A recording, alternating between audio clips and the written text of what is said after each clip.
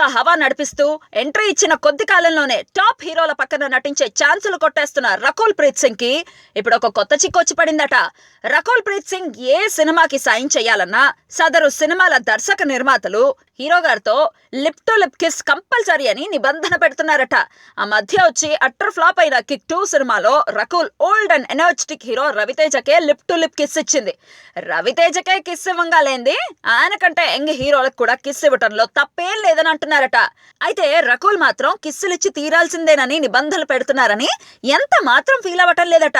సినిమాల్లో ఒక lip to lip kiss కి తన అంగీకారం తెలియజేస్తోందట.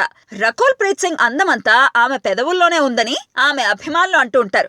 అలాంటి అందమైన పెదాలతో హీరోలకి కిస్ ఇచ్చే సీన్లు చాలా కిక్కిస్తాయని వాళ్ళు ఫీల్ అవుతున్నారట. ఏది ఏమైనా తెలుగులో కూడా లిప్ టు లిప్ కిస్సులు ఇవ్వడానికి ఎంత మాత్రం అభ్యంతరం చెప్పని హీరోయిన్ల సంఖ్య గణనీయంగా పెరగడం చాలా మంచి పరిణామం అని చాలా మంది కిస్సుమంటూ నవ్వుతూ అంటున్నారు.